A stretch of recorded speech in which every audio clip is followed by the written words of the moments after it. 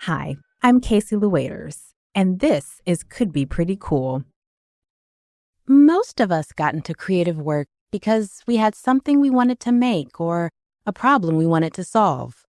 Almost none of us got into it because we love paperwork.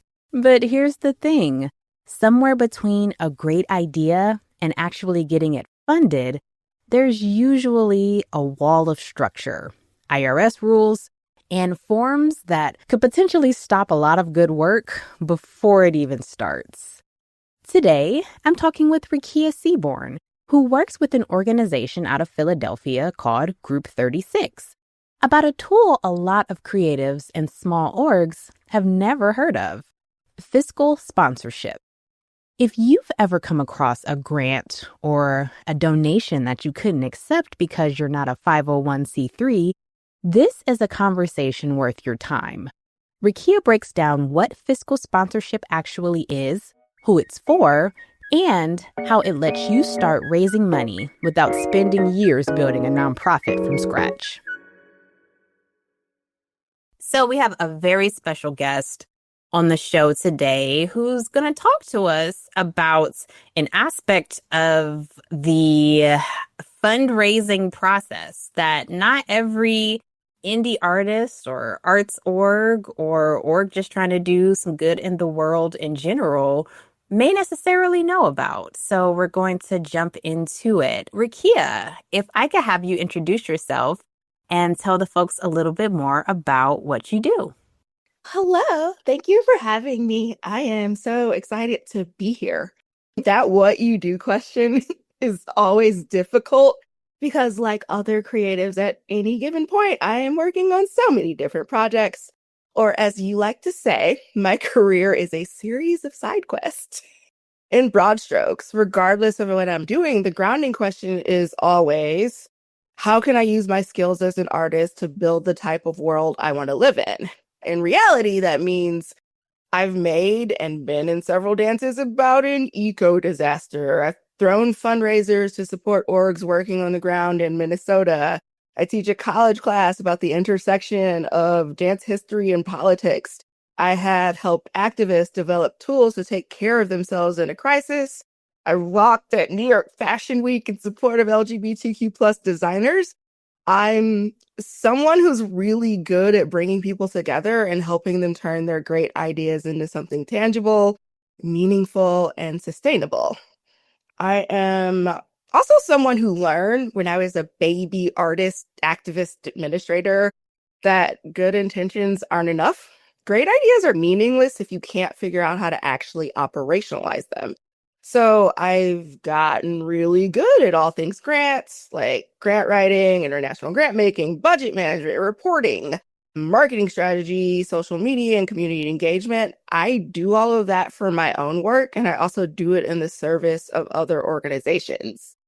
Today, I want to talk a bit about an organization I'm working with out of Philly called Group 36.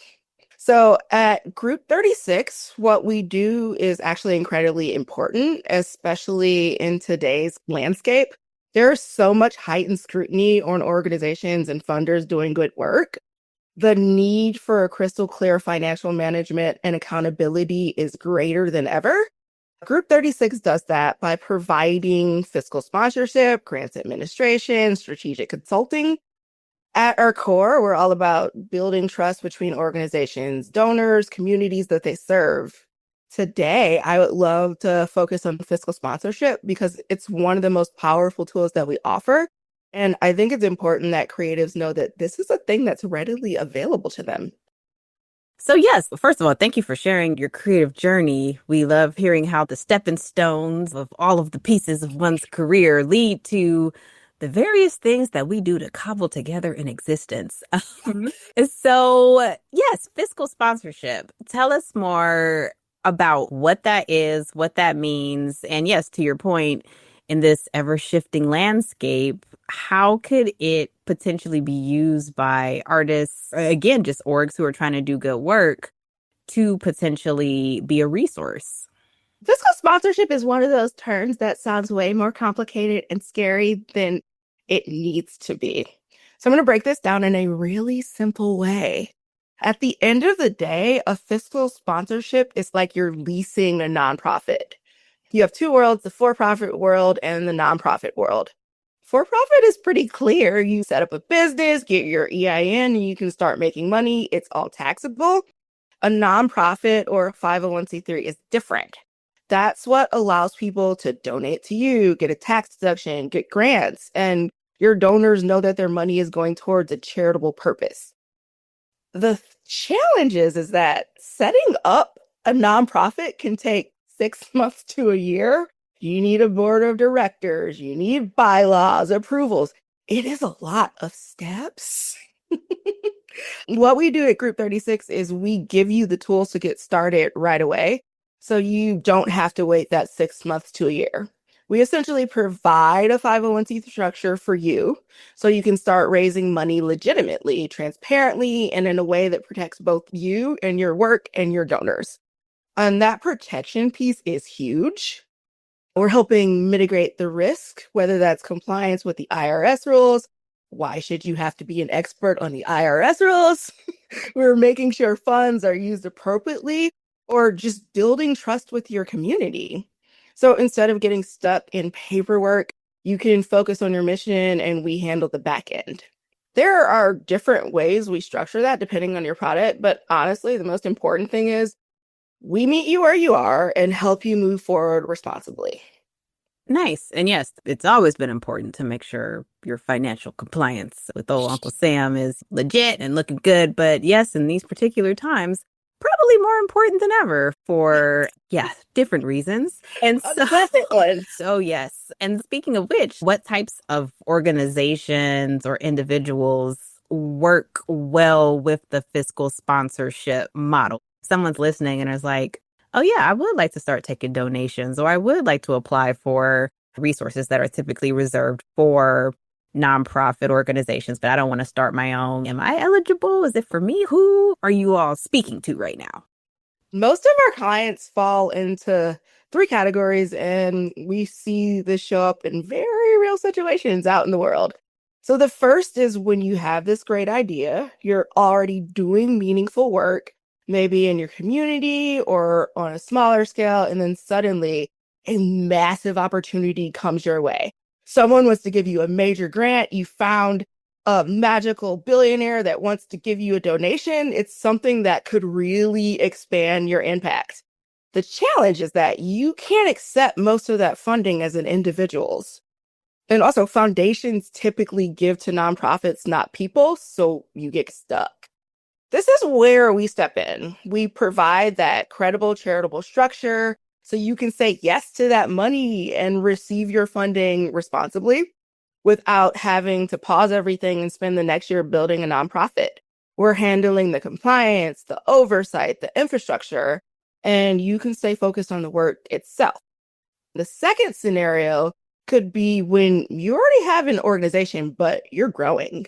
Maybe, once again, you have a magical millionaire. You receive a much larger donation or grant than you've ever managed before, or you're launching this new initiative of work that stretches way beyond your capacity. Growth is wonderful and exciting, but it can also put real pressure on your systems and team. So that's when we step in to help you strengthen the back end.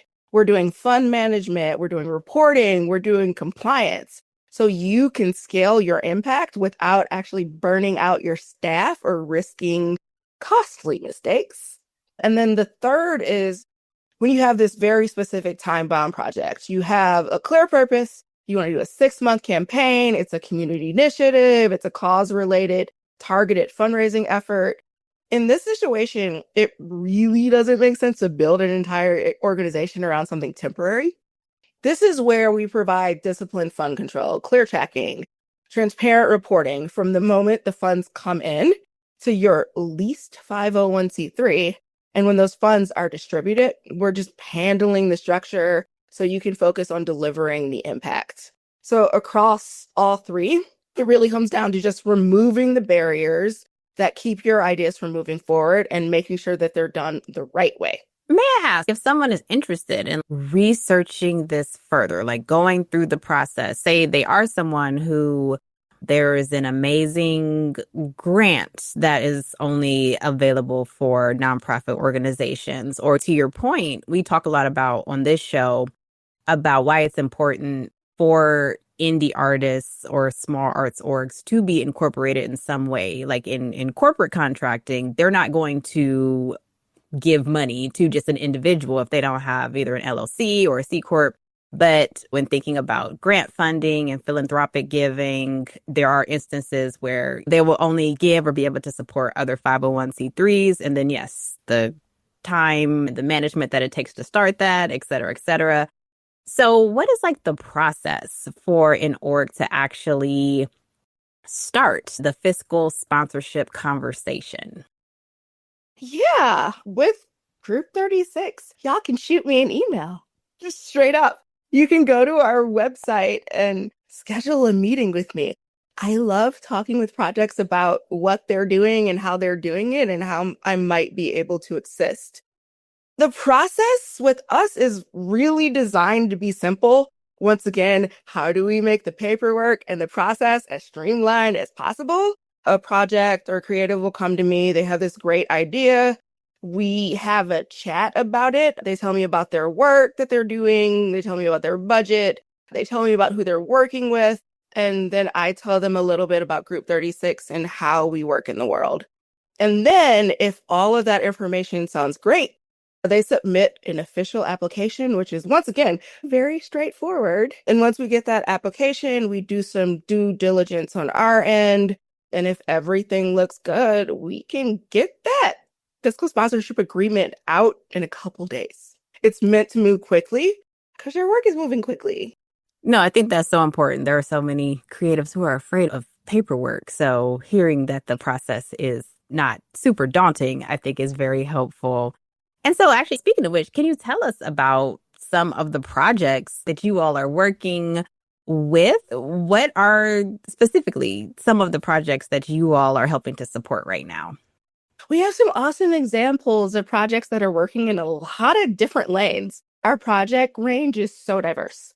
For example, we worked with an EDM festival, and the founder told us that they were thrilled to be able to finally accept tax-deductible donations and not have to worry about donor acknowledgments or compliance. We handled all of that so that they could stay focused on their creative work, throwing the greatest festival ever. That's a perfect example of a project that just needed structure to grow.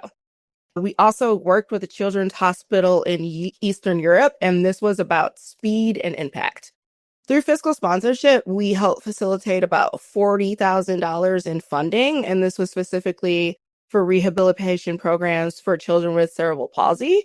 We supported about 30 kids, and this is one of those examples where speed and confidence were the thing that were really pushing it forward. And then there's an org that we work with called Art Against War, and this was a really powerful one. In 2025, they ran an international online art auction and raised over $107,000 to support Ukrainian civilians. Because we provided the 501c3 structure and handled the compliance, they were able to safely move 827 people out of conflict zones. And they provided shelter for over 400 displaced civilians. And we also support organizations like Genesis Philanthropy Group, where we managed over $1 million annually in grants administration. So that's more ongoing large-scale work.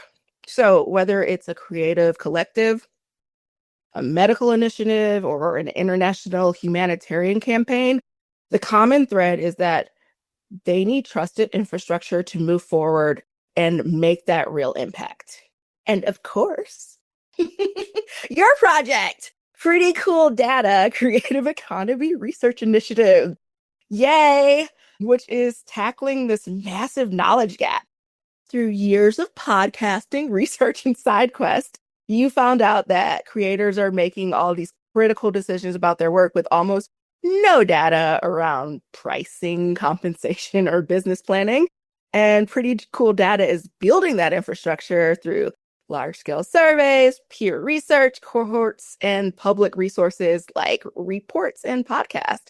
You are providing such a valuable tool to independent creators who are Essentially small business owners who are building the plane as they fly it. We're so happy to have you as a client. Oh, yeah. Oh, yeah. The Yes, symbiosis. See, there it is. There it is. symbiosis. Yeah. Yeah, your project is exactly the kind of work that benefits from fiscal sponsorship. It's innovative, it's impactful, it's not easily boxed into any sort of traditional nonprofit model. And honestly, it's one of the most exciting uses of fiscal sponsorship right now in the creative economy. There's just so much potential and so much funding for innovation that I think makers are leaving on the floor.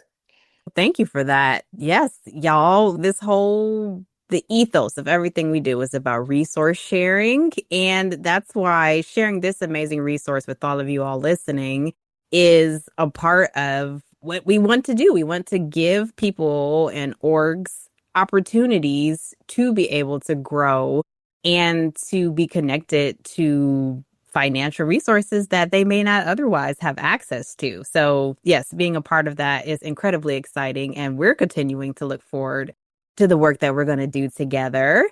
So, is there anything else that you want people to know? I know that this has been a great overview. Folks still may wonder, I don't know, would this thing count? Or I did see this one thing and I didn't think I would be eligible for it, but maybe with a fiscal sponsor, we could do it.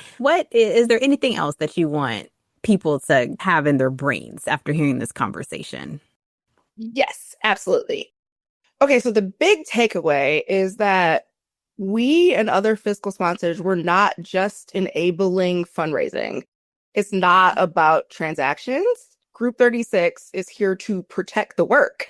If you have an idea or projects that's meant to build that better world, the biggest mistake you can make is waiting until everything is perfect before you start.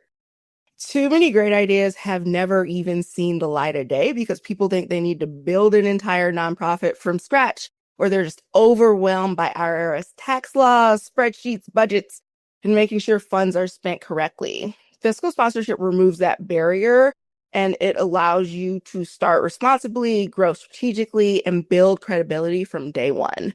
Impact doesn't come from having the perfect org structure at the start. It comes from taking that first step from an idea into action. So if anyone is sitting on something meaningful, whether it's a grassroots initiative, a creative project, or a community effort, don't let that things that you don't know stop you. There are systems, partners, and pathways like Group 36 that are already in place.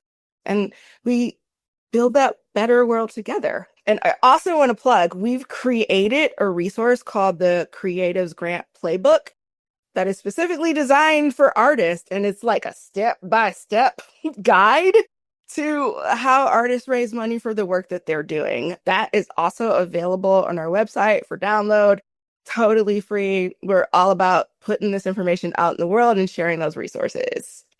Nice. We'll be sure to share links to all the things in our show notes. But for folks who are listening now, how can they best learn more about Group 36? Is it a website? Is it social? Where's the best place for them to find more info?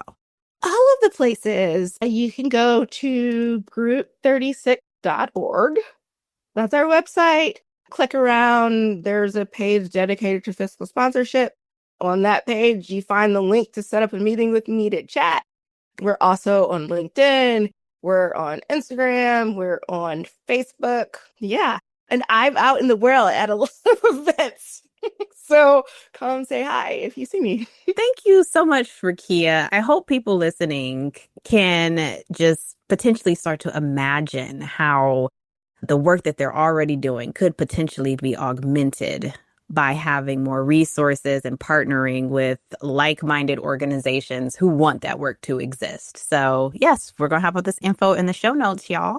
And we will catch you the next time. Yay. Thank you so much. A few things stuck out with me from this conversation. First, you don't have to build the whole nonprofit first. Fiscal sponsorship lets you accept grants and tax-deductible donations through an existing 501c3 structure. So you can say yes to funding now instead of waiting 6 months to a year to incorporate. Rakia put it simply, it's like leasing a nonprofit. Second, fiscal sponsorship could fit more situations than you think. Whether a big opportunity just landed in your lap, you're scaling faster than your systems can handle, or you're running a short, time-bound campaign, the model meets you where you are instead of forcing you to build something permanent around something that's temporary. Third, the barrier is usually fear of the paperwork and not the work itself.